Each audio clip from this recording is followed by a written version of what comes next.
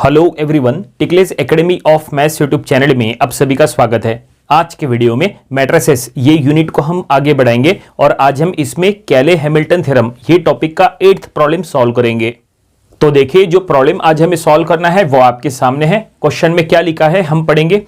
Question में लिखा है verify Cayley Hamilton theorem for the matrix A and hence find A inverse and A to the power 4 where A matrix दिया है 1 2 -2 -1 3 0 0 -2 1।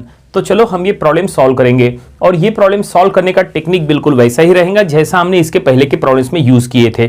कैले Hamilton theorem का कोई भी प्रॉब्लम सॉल्व करते समय आपको 5 पॉइंट्स की जानकारी होना चाहिए। सबसे पहले characteristic matrix, second characteristic equation, third characteristic polynomial, fourth characteristic roots और लास्ट में कैले हैमिल्टन थ्योरम का स्टेटमेंट। ये 5 पॉइंट्स की जानकारी अगर आपको है तो आप कोई भी कैले हैमिल्टन थ्योरम का प्रॉब्लम काफी आसानी से सॉल्व कर सकते हैं। वैसे हमने कैले हैमिल्टन थ्योरम के फर्स्ट लेक्चर में ये सभी 5 पॉइंट्स की जानकारी आपको दिए थे। अगर आपने वो फर्स्ट लेक्चर नहीं स्टडी किए हैं तो आप यहाँ से स्टडी कर लीजिएगा, उससे आपका कैले हैमिल्टन थ्योरम का पूरा बेसिक कॉन्सेप्ट क्लियर हो जाएगा। वैसे वो वीडियो का लिंक हमने आज के वीडियो डिस्क्रिप्शन में भी दे दिया है, ठीक है। तो चलो ये प्रॉब्लम हम सॉल्व करना स्टार्ट करते हैं। तो यहाँ पे हमें लिखा है, देखो, वेरीफाई कैले हैमिल्टन थ्योरम। हमें कैले हैमिल्टन थ्योरम वेरीफाई करना है। कुछ प्रॉब्लम्स ऐसे होते हैं जिसमें वेरीफाई करने के लिए लिखा होता है, तो कुछ प्रॉब्लम्स ऐसे होते हैं जिसमें वेरीफाई करने के लिए नहीं लिखा होता है। इसके पहले हमने कुछ ऐसे प्रॉब्लम सॉल्व किए थे जिसमें क्वेश्चन में कहीं पे भी वेरीफाई ये वर्ड नहीं लिखा था, लेकिन यहाँ पे अगर आप प्रॉपर्ली चेक करेंगे कैले हैमिल्टन थ्योरम वेरीफाई करने के लिए कहा है। वेरीफाई करने के बाद हम A inverse and A to the power 4 find out करेंगे। ये फर्स्ट टाइम ऐसा हो रहा कि यहां पे a टू द पावर 4 हम फाइंड आउट करेंगे। इसके पहले हमने a टू द पावर 2 तक हमने फाइंड आउट किए थे, लेकिन यहां पे हम a to the power 4 find out करने वाले हैं। ये एक नया है। तो चलो अब ये प्रॉब्लम हम सॉल्व करना स्टार्ट करते हैं। सबसे पहले जो गिवन मैट्रिक्स है, ये गिवन मैट्रिक्स हम यहां लिख लेंगे एज इट इज। तो क्या दिया हुआ है, गिवन a मैट्रिक्स, इसका ऑर्डर है 3/3, ठीक है। तो इसके एलिमेंट्स है 1 2 -2 -1 3 0 0 -2 1। तो ये देखिए, ये हमने गिवन ए मैट्रिक्स यहां लिख लिए। और अब स्टार्ट कहां से करेंगे, जैसा हमने कहा था कि टोटल 5 पॉइंट्स होते हैं। तो पहला पॉइंट कैरेक्टरिस्टिक मैट्रिक्स, उसको इग्नोर करो। सेकंड पॉइंट कैरेक्टरिस्टिक इक्वेशन, वहां से स्टार्ट करो, ठीक है। हम डायरेक्टली कैरेक्टरिस्टिक इक्वेशन बनाते हैं और वहां से हम जो है स्टार्ट करेंगे। तो हम यहां पे लिख लेंगे कैरेक्टरिस्टिक इक्वेशन। हमने थोड़ा सा शॉर्ट फॉर्म में यहां पे लिख लिया है, ठीक है। CHAR सिर्फ हमने इतना लिखा है, लेकिन एग्जाम में आप पूरा स्टेटमेंट में लिखना कैरेक्टरिस्टिक इक्वेशन। तो कैरेक्टरिस्टिक इक्वेशन क्या होता है, इसको डिटर्मिनेंट में लिखना होता है a minus lambda i equal to 0। देखो, ये है कैरेक्टरिस्टिक इक्वेशन का स्टैंडर्ड फॉर्म। डिटर्मिनेंट में a minus lambda i equal to 0। a यानी गिवन मैट्रिक्स, लैम्बडा यानी स्केलर कांस्टेंट, I माने आइडेंटिटी मैट्रिक्स या बोलो यूनिट मैट्रिक्स, 0 यानी नल मैट्रिक्स, ऐसा रहेगा, ठीक है। और इसको डिटर्मिनेंट में लिखना होता है। तो अब ये देखो, ये गिवन ए मैट्रिक्स का यूज करके ये कैसे लिखते हैं, जरा ध्यान से देखिए। बिल्कुल सिंपल है। आपको क्या करना है, जो डायगोनल एलिमेंट्स है वो डायगोनल एलिमेंट्स में सिर्फ आपको माइनस लैम्बडा ऐसा करना है। यहां पे डायगोनल एलिमेंट्स क्या है, तो ये देखिए, ये डायगोनल एलिमेंट्स है, ठीक है। 1 3 1, ठीक है। ये डायगोनल एलिमेंट्स है ना, बस इसमें माइनस लैम्बडा करना है। मतलब यहां पे लिखते समय 1 के जगह यहां आएगा 1 माइनस लैम्बडा, 3 के जगह यहां आएगा 3 माइनस लैम्बडा, 1 के जगह आएगा यहां पे फिर से 1 माइनस लैम्बडा, ऐसा। बाकी जो नॉन डायगोनल एलिमेंट्स है वो एज इट इज रहेंगे। देखो, आपको लिख के बताते हैं, 1 minus lambda, then 2 -2, then -1, 3 minus lambda, then 0 और फिर 0 -2 1 माइनस लैम्बडा। ये देखिए, हमने क्या किए, सिर्फ डायगोनल एलिमेंट्स में माइनस लैम्बडा करे, बाकी सभी एलिमेंट्स एज इट इज है। तो ये हमने क्या बना लिए, ये हमने कैरेक्टरिस्टिक इक्वेशन बना लिए, ठीक है। जैसा हमने कहा था कैरेक्टरिस्टिक इक्वेशन तैयार करना होता है, तो ये कैरेक्टरिस्टिक इक्वेशन तैयार हो चुका है। और अब हमें क्या करना है, ये डिटर्मिनेंट को सॉल्व करना है। ये डिटर्मिनेंट को सॉल्व करने के बाद जो एक पॉलिनोमियल मिलता है उसी को कैरेक्टरिस्टिक पॉलिनोमियल कहते हैं। लेकिन ये डिटर्मिनेंट को सॉल्व कैसे करेंगे, तो इसको सॉल्व करने के लिए 2 ऑप्शंस है। पहला ऑप्शन, जैसे आप कोई नॉर्मल डिटर्मिनेंट सॉल्व करते हैं आप वैसे सॉल्व कर सकते हैं, कोई दिक्कत नहीं है। दूसरा तरीका यह है कि आप यहाँ पे इसको सॉल्व करने के लिए एक स्टैंडर्ड इक्वेशन कंसिडर कर लो, फिर वो स्टैंडर्ड इक्वेशन के कंपोनेंट्स जो है वो अलग अलग फाइंड आउट करके वो इक्वेशन तैयार करो, वो भी एक तरीका है। दोनों तरीके से इक्वेशन एक ही बनता है, ठीक है, पॉलिनोमियल का इक्वेशन एक ही बनता है। चलो आपको स्टैंडर्ड इक्वेशन से सॉल्व करके बताते हैं। तो ये डिटर्मिनेंट को सॉल्व करके एक स्टैंडर्ड इक्वेशन ऐसा तैयार करना होता है, that is lambda cube minus P lambda square plus Q lambda minus mod of A equal to 0। देखो ये एक इक्वेशन कंसिडर करना होता है। अब इसके सभी एलिमेंट्स आपको अलग अलग फाइंड आउट करना होता है, जैसे पी अलग से फाइंड आउट करना है, क्यू अलग से फाइंड आउट करना है, मॉड ऑफ ए अलग से फाइंड आउट करना है, और सबको फाइंड आउट करने के बाद फिर आपको ये इक्वेशन में सबको पुट करना है। ये इक्वेशन को इक्वेशन नंबर 1 कहो, ठीक है, ओके।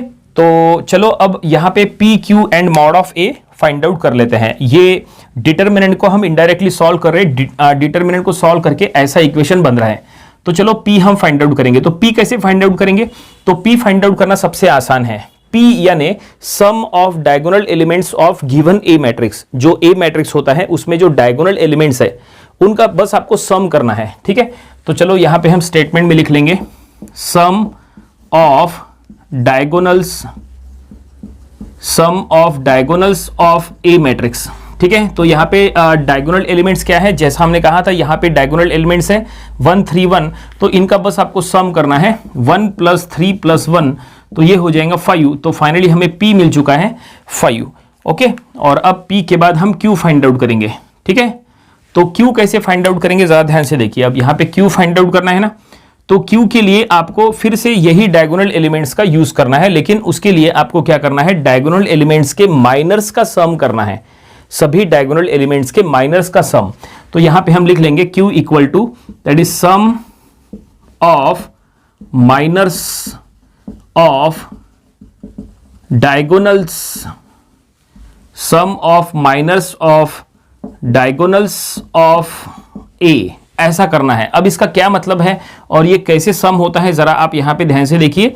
इसके लिए यहां पे 3 डिटर्मिनेंट तैयार करना है, 3 डायगोनल एलिमेंट के लिए 3 डिटर्मिनेंट आपको यहां पे तैयार करना है और उनका एडिशन करना है। देखो आपको अब ये डिटर्मिनेंट के अंदर क्या लिखना है जरा ध्यान से देखिए, ये काफी इंपॉर्टेंट है। नंबर ऑफ स्टूडेंट्स यहां पे गलती करते हैं।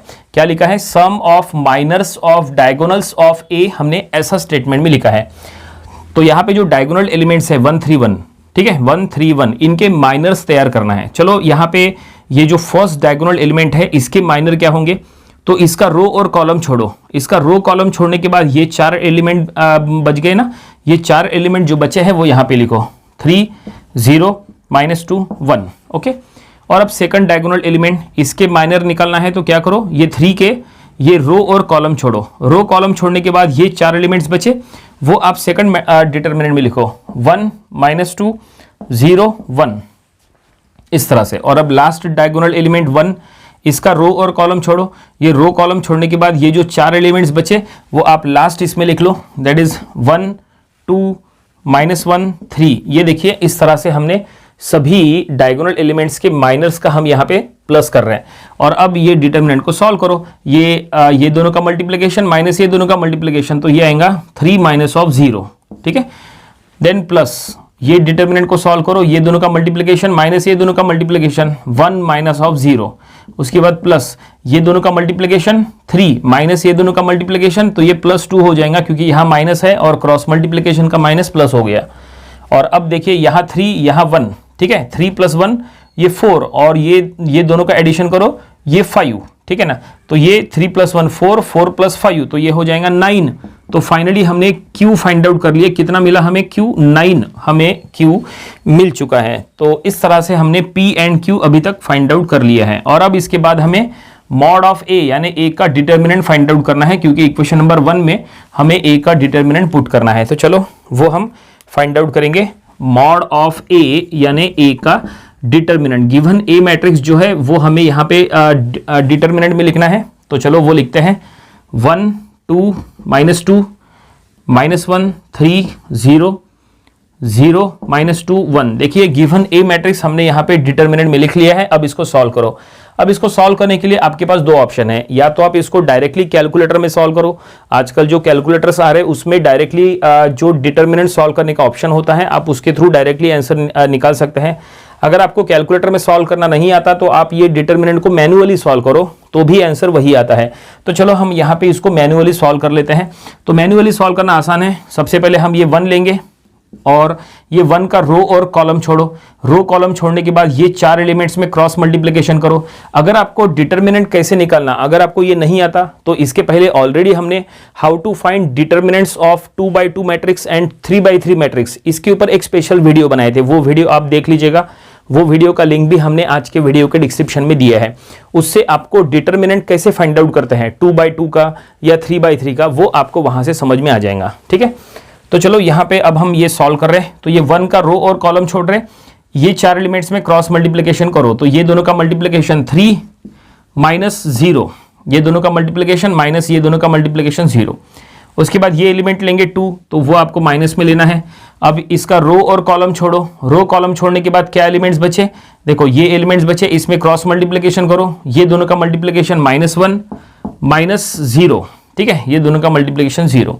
उसके बाद लास्ट में ये -2 लेंगे तो -2 हमने ले लिए। चलो यहाँ पे उधर सॉल्व करने के लिए दूसरी कुछ सॉल्व करने के लिए जगह रखते हैं, यहाँ नीचे लिखते हैं -2। अब ये -2 का रो इंटू कॉलम छोड़ो। देखो ये रो कॉलम छोड़ दो, ये 4 एलिमेंट में क्रॉस मल्टीप्लिकेशन करो तो ये दोनों का मल्टीप्लिकेशन 2 माइनस 0, ठीक है, इस तरह से। तो ये अब हम इसका आंसर निकालते हैं तो ये क्या हो जाएगा, ये 3 × 1 यानी 3, ये -1 -2 ये +2 हो जाएगा। इसका मतलब 3 + 2 ये 5 हो गया और यहाँ पे 2 2 4 हो गया, ओके, माइनस के साथ। इसका मतलब ये क्या होगा, ये हो गया 3 + 2 - 4, इस तरह से। तो ये 5 - 4 यानी 1। तो फाइनली हमें मॉड ऑफ ए मिल चुका है। मॉड ऑफ ए यानी ए का डिटर्मिनेंट हमने किए तो ये कितना आया 1। तो फाइनली इक्वेशन नंबर 1 में पुट करने के लिए पूरा डाटा हमने फाइंड आउट कर लिया है। इक्वेशन नंबर 1 में हमें P Q and mod of A यहाँ पे पुट करना है। तो ये पी का वैल्यू, ये क्यू का वैल्यू और ये मॉड ऑफ ए का वैल्यू। चलो अब ये सभी को उठा के इक्वेशन नंबर 1 में पुट करो तो इक्वेशन नंबर 1 कंप्लीट हो जाएगा। तो ये हम यहाँ लिख लेंगे इक्वेशन नंबर 1 एम्प्लॉइज, यहाँ हम पुट कर लेंगे तो ये हाँ ऐसा हो जाएगा λ³ माइनस पी λ², पी का वैल्यू 5 है सो -5 λ², देन क्यू का वैल्यू 9 है तो ये हम लिख लेंगे +9 λ, then minus of mod of A उसका वैल्यू 1 है सो -1 = 0। तो ये देखिए ये जो हमें इक्वेशन मिला है यही है कैरेक्टरिस्टिक पॉलिनोमियल। इसका मतलब ये हमने यहाँ पे थर्ड स्टेप जो है वो हमने तैयार कर ली है। हमने आपको क्या कहा था, टोटल 5 स्टेप्स होती है, ठीक है, टोटल 5 चीजें। पहला होता है कैरेक्टरिस्टिक मैट्रिक्स जो हमने यहाँ पे स्किप किए। सेकंड होता है कैरेक्टरिस्टिक इक्वेशन, तो ये देखो कैरेक्टरिस्टिक इक्वेशन जो है ये हमने यहाँ पे तैयार किए। देन ये कैरेक्टरिस्टिक इक्वेशन को सॉल्व करके कैरेक्टरिस्टिक पॉलिनोमियल तैयार करना है तो ये हमने कैरेक्टरिस्टिक पॉलिनोमियल तैयार कर लिए, ठीक है। और अब इसके बाद है कैरेक्टरिस्टिक रूट्स, लेकिन यहाँ रूट्स निकालने की जरूरत नहीं है क्योंकि रूट्स आपको तब निकालना पड़ता है जब आपको आइगन वैल्यूज फाइंड आउट करके आइगन वेक्टर्स फाइंड आउट करना पड़ता, ऐसे में आपको रूट्स निकालना है। लेकिन फिलहाल आपको यहाँ रूट्स नहीं निकालना है। अब हम डायरेक्टली यहाँ पे कैले हैमिल्टन थ्योरम का जो कैले हैमिल्टन थ्योरम है वो हम यहाँ पे डायरेक्टली अप्लाई करेंगे। तो चलो अप्लाई करते हैं। उम्मीद करते हैं यहाँ तक आपको समझ में आया होगा। हमने ये डिटर्मिनेंट को सॉल्व करके ये इक्वेशन बना लिए हैं। आप ये डिटर्मिनेंट को मैन्युअली भी सॉल्व कर सकते हैं। मैन्युअली सॉल्व करते जैसे हमने यहाँ पे ये डिटर्मिनेंट को सॉल्व किए थे ना, बिल्कुल वैसे ही आप इसको भी सॉल्व कर सकते हैं तो भी यही इक्वेशन बनता है, ठीक है। और अब हम यहाँ पे कैले हैमिल्टन थ्योरम अप्लाई करेंगे तो ये हम यहाँ लिख लेंगे बाय कैले हैमिल्टन थ्योरम, बाय कैले हैमिल्टन थ्योरम। और ऐसे में क्या करना है जरा आप इसको ध्यान से समझ लो। ये जो ऊपर का इक्वेशन है ये लैम्बडा के फॉर्म में है।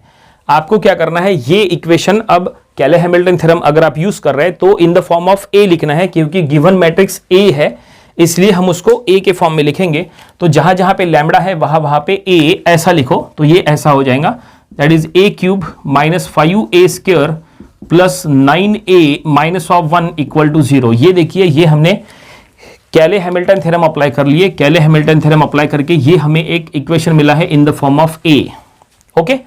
और अब हमें वेरीफाई करना है कैले हैमिल्टन थ्योरम। देखो क्वेश्चन में क्या लिखा था, वेरीफाई कैले हैमिल्टन थ्योरम। तो वेरीफाई करने के लिए अब ये इक्वेशन नंबर ये जो हमने इक्वेशन बनाए हैं, चलो ये इक्वेशन को हम नंबर दे देते हैं।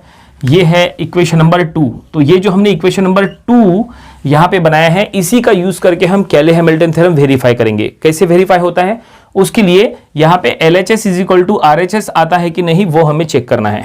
तो उसके लिए यहाँ पे ये पूरी इक्वेशन के लेफ्ट हैंड साइड में सभी का वैल्यू पुट करो। यहाँ पे a का वैल्यू पुट करो मैट्रिक्स फॉर्म में, यहाँ पे a स्क्वायर का वैल्यू पुट करो मैट्रिक्स फॉर्म में, यहाँ a क्यूब का वैल्यू पुट करो मैट्रिक्स फॉर्म में। ठीक है, तो फिर हम ये सॉल्व करेंगे और चेक करेंगे जीरो आता है कि नहीं। अगर जीरो आ गया तो इसका मतलब LHS is equal to RHS हो जाएगा और कैले हैमिल्टन थ्योरम वहां पे वेरीफाई हो जाएगा।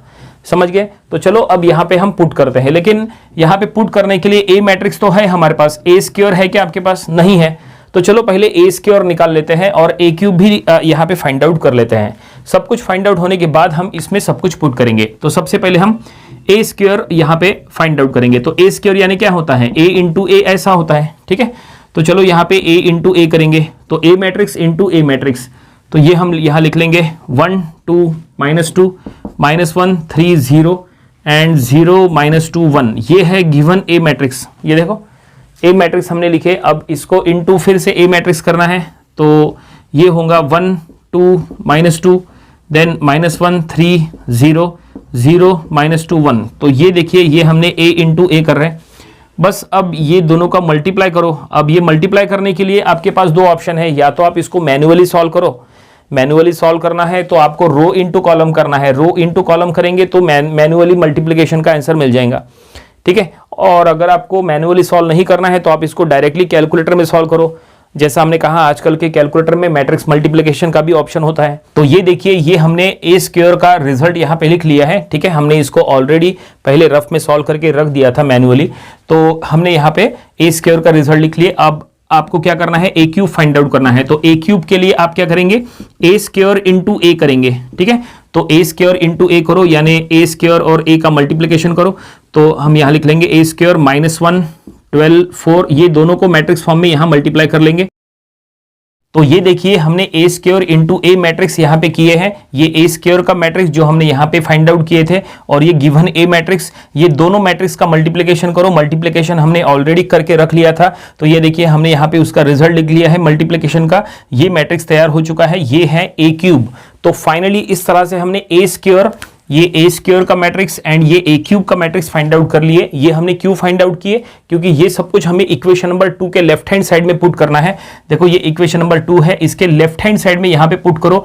A क्यूब के जगह ये मैट्रिक्स रखो, A स्क्वायर के जगह ये मैट्रिक्स रखो, A यानी गिवन मैट्रिक्स रखो, और फिर ये लेफ्ट हैंड साइड को सॉल्व करो और देखो equal to right hand side, जो कि राइट हैंड साइड 0 है, वो आता है कि नहीं। अगर 0 आ गया तो हम वहां पे लिख लेंगे कि कैले हैमिल्टन थ्योरम इज वेरीफाइड। तो चलो हम वो पुट करेंगे। तो इधर का पार्ट हम मिटा देंगे, यहाँ पे हमें सॉल्व करना है। तो ये हम यहाँ लिख लेंगे LHS that is left hand side, LHS of equation 2। देखो इक्वेशन नंबर 2 का LHS, सो LHS क्या है? तो ये है that is A cube -5A square plus 9A plus -1। देखो ऐसा LHS है, तो ये हमने है LHS यहाँ लिख लिए। LHS लिखते समय जो लास्ट में 1 है, 1 के जगह आप I लिखेंगे तो भी चल जाएगा। I माने यूनिट मैट्रिक्स यानी ही 1 होता है। ठीक है, और अब चलो सभी को यहाँ पे हम मैट्रिक्स फॉर्म में पुट कर लेंगे। तो ये देखिए सब कुछ हमने मैट्रिक्स फॉर्म में पुट कर लिया है, और अब ये यहाँ पे हम 5 से, देखो यहाँ पे 5 से मल्टीप्लाई करना है और यहाँ पे 9 से मल्टीप्लाई करना है, तो वो हम यहाँ पे मल्टीप्लाई कर लेते हैं। पहला मैट्रिक्स जो है वो एज इट इज रहेगा।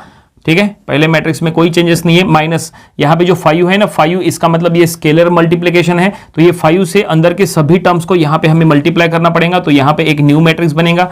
फिर प्लस यहाँ पे ये जो 9 है, 9 से अंदर में सभी टर्म्स को मल्टीप्लाई करना पड़ेगा। मल्टीप्लाई करने के बाद एक और नया मैट्रिक्स मिलेगा, और ये जो लास्ट मैट्रिक्स है ये एज इट इज रहेगा। तो चलो ये सब कुछ हम यहाँ पे लिखते हैं। तो ये देखिए हमने पहला और आखिरी मैट्रिक्स यहाँ पे लिख लिया है। बीच के मैट्रिक्स में हमें यहाँ पे मल्टीप्लिकेशन करना है। 5 से चलो अंदर में मल्टीप्लाई करेंगे तो ये हो जाएगा -5, तो ये हो जाएगा 16, देन ये -20, ओके, फिर ये -20 अगेन, और ये 35, देन ये 10, देन ये 10 और -40 और ये 5, इस तरह से मल्टीप्लाई कर लिए। यहाँ पे 9 से मल्टीप्लाई करना है तो ये 9, ये 18, ये -18, देन ये -9, 27, 0, 0, -18 एंड 9। ये देखिए फाइनली पूरी तरह से हमने ये स्टेप तैयार कर लिया है और अब ये सभी में प्लस माइनस करना है। यहाँ पे मैट्रिक्स का एडिशन सब्सट्रैक्शन आपको दिख रहा है, देखते इसके थ्रू क्या रिजल्ट आता है। -13 माइनस ऑफ -5 प्लस 9 -1, तो ये आता है सीधा सीधा 0, ठीक है। उसके बाद 42 -60 प्लस 18 -0, तो ये भी आता है 0। आप चाहे तो इसके लिए कैलकुलेटर का यूज कर सकते हैं, कोई दिक्कत नहीं है, ठीक है। -2 माइनस ऑफ -20 प्लस यहाँ पे -18 -0, तो ये भी आता है 0। इस तरह से यहाँ पे फर्स्ट रो में 0 0 0, सेकंड रो में भी सभी एलिमेंट 0 आएंगे, थर्ड रो में भी सभी एलिमेंट 0 आएंगे। तो फाइनली ये क्या हुआ, ये हो गया 0, which is the RHS of equation 2। तो इक्वेशन नंबर 2 का RHS हमने प्रूफ कर लिया। देखो हमने कहा था इक्वेशन नंबर 2 में LHS का पूरा डाटा यहां पुट करो, इक्वल टू RHS आना चाहिए। RHS में 0 है तो वो यहां पे आ गया। इसका मतलब हम यहां पे लिख सकते हैं देयरफॉर कैले हैमिल्टन थ्योरम इज वेरीफाइड। तो ये हमने यहां स्टेटमेंट में लिख लिया है, देयरफॉर कैले हैमिल्टन थ्योरम इज वेरीफाइड। और इस तरह से फाइनली वेरिफिकेशन का पूरा जो प्रॉब्लम में जो सॉल्व करना था वो हमने सॉल्व कर लिया। लेकिन सॉल्यूशन कंप्लीट नहीं हुआ है। क्वेश्चन में क्या लिखा था, क्वेश्चन में लिखा था also find the A inverse and A to the power 4। और A टू द पावर 4 जो है वो कुछ नया है, हमने आपको स्टार्टिंग में कहा था। लेकिन सबसे पहले हम A इनवर्स फाइंड आउट करेंगे। तो A इनवर्स फाइंड आउट करने के लिए आपको इसी इक्वेशन नंबर 2 का यूज करना है। क्या करो, A इनवर्स फाइंड आउट करने के लिए ये इक्वेशन नंबर 2 को A इनवर्स से मल्टीप्लाई करो। तो चलो हम यहां पे लिख लेते हैं। तो यहां से आपको क्या करना है, एग्जाम में इतना होने के बाद आपको यहां से लिखना है now to find A inverse, now to find A inverse multiply equation 2, multiply equation 2 by A inverse, ठीक है। A इनवर्स फाइंड आउट करने के लिए now to find A inverse multiply equation 2 by A inverse. ये equation number 2 को A inverse से multiply करो, ठीक है। हर एक टर्म को A इनवर्स से मल्टीप्लाई करो, इसको भी सभी टर्म्स को। तो ये कुछ ऐसा हो जाएगा, that is A cube into A inverse minus 5A square into A inverse, then plus 9A into A inverse, then minus of A inverse equal to 0। देखिए इस तरह से हमने क्या किए, इक्वेशन नंबर 2 को A इनवर्स से मल्टीप्लाई कर लिए, तो ऐसा बना। अब यहाँ पे देखो A इंटू A है, तो जो उसका पावर है वो यहाँ पे सब्सट्रैक्ट हो जाएगा, 3 माइनस 1, तो ये 2 हो जाएगा, तो ये बचेगा A स्क्वायर, ठीक है, माइनस 5। यहाँ पे A और A को मल्टीप्लाई करो तो उसका पावर सब्सट्रैक्ट हो जाएगा, तो ये पावर 2 माइनस 1 दैट इज 1, यानी A बचेगा। और यहाँ पे A और A इनवर्स कैंसिल हो जाएगा, ठीक है, प्लस 9 ऐसा बचेगा। और ये जो माइनस A इनवर्स है इसको उधर शिफ्ट करो तो वो प्लस A इनवर्स हो जाएगा, तो ये हम यहाँ लिख लेंगे A इनवर्स। तो देखो फाइनली यहाँ पे A इनवर्स का स्टेप ऐसा हो रहा है, therefore A inverse is equal to ये जो ये इक्वेशन को इनडायरेक्टली हम सीधा लिख रहे हैं, A square minus 5A plus of 9। ये देखिए ऐसा A square minus 5A plus of 9। ये जो 9 है, 9 में A नहीं है तो क्या करो, यहाँ पे इंटू I कर लो, ठीक है, 9 इंटू I, क्योंकि I माने आइडेंटिटी मैट्रिक्स यानी यूनिट मैट्रिक्स होती है, जो कि आपको ऐसा लिखना होता है। तो ये देखिए फाइनली हमने A इनवर्स फाइंड आउट करने के लिए ऐसा इक्वेशन बना लिए। ये इक्वेशन का यूज करके अब हमें A इनवर्स फाइंड आउट करना है। तो यहाँ पे फाइंड आउट करने के लिए क्या करो, यहाँ से अगर आपको A इनवर्स फाइंड आउट करना है तो A स्क्वायर जो है वो यहाँ पे पुट करो मैट्रिक्स फॉर्म में। A स्क्वायर ये देखो, ये हमने फाइंड आउट किए थे, A स्क्वायर ये उठा के यहाँ पुट करो, माइनस 5A, A यानी गिवन मैट्रिक्स, वो है गिवन मैट्रिक्स। ये देखो गिवन मैट्रिक्स का A जो है वो हम यहाँ लिख लेंगे 9 इंटू I माने ये इस टाइप का यूनिट मैट्रिक्स, वो आपको यहाँ लिखना है। तो ये हम यहाँ लिख लेंगे A inverse is equal to, देखो A इनवर्स ये A स्क्वायर यानी है हमारे पास A स्क्वायर का मैट्रिक्स। तो A स्क्वायर वो हमने फाइंड आउट किए थे, दैट इज -1 12 -4 7 2, ठीक है, और 2 -8 1। ये देखिए ये है A स्क्वायर, ये हमने यहाँ लिख लिए, ओके। और -5A, तो A के अंदर 5 से मल्टीप्लाई करना पड़ेगा, तो चलो यहाँ पे डायरेक्टली 5 से मल्टीप्लाई कर लेते हैं। A के अंदर A मैट्रिक्स को 5 से मल्टीप्लाई करना है, तो ये देखो ये A मैट्रिक्स है हमारे पास, इसके सभी एलिमेंट्स को 5 से मल्टीप्लाई कर लो, तो ये ऐसा हो जाएगा 5 10 -10, देन ये minus of 5, then 15 0 0 minus of 10 और ये 5। ये देखिए हमने 5 से मल्टीप्लाई कर लिए, तो ऐसा यहाँ पे न्यू मैट्रिक्स जो है वो बन गया, ठीक है। 5 से मल्टीप्लाई करके आप डायरेक्टली लिख सकते हैं, ऐसा कोई दिक्कत नहीं है, ठीक है, प्लस 9 इंटू I। इसका मतलब जो I मैट्रिक्स है उसको 9 से मल्टीप्लाई करना है। I मैट्रिक्स जो है वो ऐसा रहेगा, 1 0 0 0 1 0 ऐसे फॉर्म में रहेगा, तो उसको 9 से मल्टीप्लाई कर लो। तो 9 से मल्टीप्लाई करने के बाद कुछ ऐसा होगा, देखो दैट इज 9 0 0 0 9 0 0 0 9, ये देखिए ऐसा रहेगा।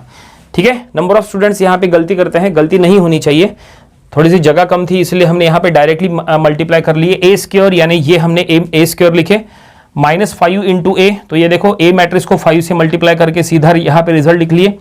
9 इंटू आई, तो आई मैट्रिक्स को सीधा 9 से मल्टीप्लाई कर लिए। और अब ये बस ये तीनों मैट्रिक्स में प्लस माइनस करो तो देखते हैं क्या रिजल्ट बनता है, तो वही हमारा ए इनवर्स हो जाएगा। तो चलो यहाँ पे डायरेक्टली ए इनवर्स हम यहाँ लिख लेंगे, देयरफॉर ए इनवर्स, तो यहाँ पे हमें फाइनल रिजल्ट मिलने वाला है ए इनवर्स का। ठीक है, क्या मिलेगा, तो ये देखो -1 -5 प्लस 9, इसका मतलब -1 -5 -6 प्लस 9, तो ये हो जाएगा 3, तो इस तरह से। उसके बाद 12 -10, ठीक है, और इधर 0 है, 12 - 10 तो ये हो गया 2। देन ये -4 -10 माने -4 प्लस 10 तो ये हो जाएगा 6। देन इसके बाद ये -4 -5 यानी ये रहेगा 1। देन ये 7 -15, देखो 7 -15 8, ये -8 प्लस 9 तो ये हो जाएगा 1। ठीक है, इसी तरह से रिमेनिंग एलिमेंट्स निकालेंगे तो ये 2 आएगा, ये 2 आएगा, ये 2 आएगा और ये 5 आएगा। इस तरह से फाइनली ये हमने क्या फाइंड आउट किए, ये हमने ए इनवर्स फाइंड आउट कर लिए। क्वेश्चन में जो फाइंड आउट करने के लिए कहा था वो ये ए इनवर्स हमने फाइंड आउट कर लिया, लेकिन प्रॉब्लम अभी तक कंप्लीट नहीं हुआ है। ऐसा क्यों, ऐसा इसलिए क्योंकि क्वेश्चन में a⁴ भी हमें फाइंड आउट करने के लिए कहा है, a⁴। ठीक है, तो a⁴ फाइंड आउट करने के लिए क्या करो, आप फिर से इक्वेशन नंबर 2 का यूज करो। आप कहेंगे कि a⁴ फाइंड आउट करने के लिए a³ का जो मैट्रिक्स है a³ इंटू a कर लो तो a⁴ मिल जाएगा। बिल्कुल मिल सकता है आपको, लेकिन आपको एग्जाम में सॉल्व करते समय इक्वेशन नंबर 2 का यूज करना है, ये आपको ध्यान में रखना है। भले आपको उसमें a⁴ फाइंड आउट करना हो, a⁴ फाइंड आउट करना हो या 15 कुछ भी अगर फाइंड आउट करना हो, आपको केले हैमिल्टन थ्योरम का इक्वेशन जो है आपको उसी का यूज करना चाहिए, तो आपको फुल मार्क्स मिलेंगे। आप डायरेक्टली ऐसा मल्टीप्लीकेशन मत करो, a² into a³ into a, ठीक है ना, ऐसा मल्टीप्लीकेशन मत करो, उससे आपको फुल मार्क्स नहीं मिलेंगे। आपको केले हैमिल्टन थ्योरम इक्वेशन का ही यूज करना चाहिए। समझ में आया? ठीक है, आप लगे तो क्रॉस चेक करने के लिए वो इक्वेशन का यूज कर सकते हैं, वो मेथड का यूज कर सकते हैं क्रॉस चेक करना है तो, नहीं तो आपको इसी के थ्रू सॉल्व करना है, ये आप ध्यान में रखो। तो चलो अब a⁴ फाइंड आउट करेंगे। तो a⁴ फाइंड आउट करने के लिए आपको क्या करना पड़ेगा, ये जो इक्वेशन नंबर 2 है इसको a से मल्टीप्लाई करना है। इसको a से मल्टीप्लाई कर लो तो यहाँ a⁴ आ जाएगा, यहाँ a³ आ जाएगा, यहाँ a² आ जाएगा और यहाँ a आ जाएगा, और फिर जो a⁴ है वो आपको यहाँ से मिल जाएगा। ठीक है, तो चलो अब सॉल्व करेंगे। इतना पार्ट हम ये मिटा देंगे, ठीक है, क्योंकि यहाँ पे अब हमें सॉल्व करना है। तो ये हम यहाँ लिख लेंगे, नाउ टू फाइंड a⁴, ठीक है, जैसा हमने यहाँ पे स्टेप लिखे थे, देखो now to find a inverse, बिल्कुल उसी तरह का स्टेप यहाँ रहेगा। मल्टीप्लाई इक्वेशन 2 बाय a, ठीक है, a⁴ फाइंड आउट करने के लिए इक्वेशन नंबर 2 को a से मल्टीप्लाई करो, ऐसा हमने यहाँ स्टेप लिख लिया है। और अब चलो इक्वेशन नंबर 2 को मल्टीप्लाई करेंगे।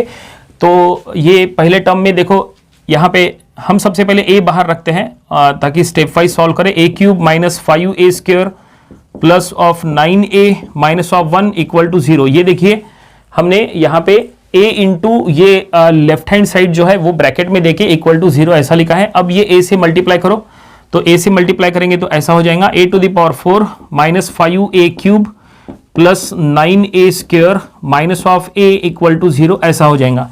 अब क्या करो, a⁴ यही रहने दो, बाकी सभी टर्म्स को राइट हैंड साइड में शिफ्ट करो, तो ये ऐसा हो जाएगा, that is a⁴ left hand side में as it is equal to, बाकी सभी टर्म्स उधर जाएंगी, तो ये माइनस है तो उधर जाके प्लस हो जाएगा 5a³, ठीक है, ये प्लस है तो उधर माइनस हो जाएगा माइनस 9a² और ये प्लस हो जाएगा प्लस a। ये देखिए फाइनली हमने a⁴ फाइंड आउट करने के लिए यहाँ पे इक्वेशन बना लिए हैं। और अब यहाँ से आपको a⁴ फाइंड आउट करना है। क्या करो, यहाँ पे सब कुछ मैट्रिक्स फॉर्म में पुट करो, तो देखते हैं मैट्रिक्स फॉर्म में पुट करने के बाद ये क्या होता है।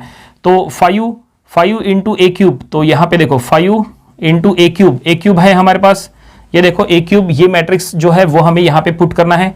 देन -9 इंटू a², ए स्क्वायर का मैट्रिक्स है क्या अपने पास? बिल्कुल ए स्क्वायर का मैट्रिक्स भी है, ये देखो ये हम यहां पे पुट कर लेंगे और प्लस ए यानी गिवन मैट्रिक्स है वो भी हम यहां लिख लेंगे। तो चलो ये पहले हम मैट्रिक्स तैयार कर लेते हैं।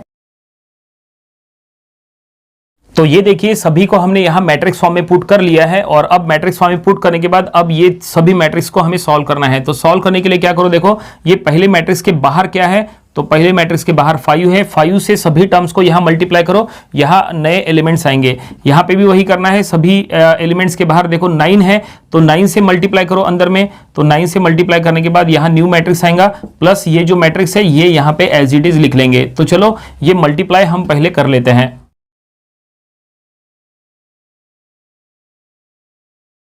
तो ये देखिए ये हमने स्टेप तैयार कर लिया है, सभी को अंदर मल्टीप्लाई करने के बाद ऐसा कुछ यहाँ पे रिजल्ट आएगा। और अब इसके बाद यहाँ पे ये तीनों मैट्रिक्स में प्लस माइनस करो, देखते हैं ये तीनों मैट्रिक्स का प्लस माइनस क्या आता है। इसके लिए आप चाहे तो कैलकुलेटर का यूज कर सकते हैं। तो चलो यहाँ पे करेंगे -65 माइनस ऑफ -9 प्लस 1, तो ये आता है माइनस ऑफ 55, तो ये हम लिख लेंगे -55। Then 210 minus of 108 plus of 2, तो ये आता है 104, तो हम यहां लिख लेंगे 104, ठीक है।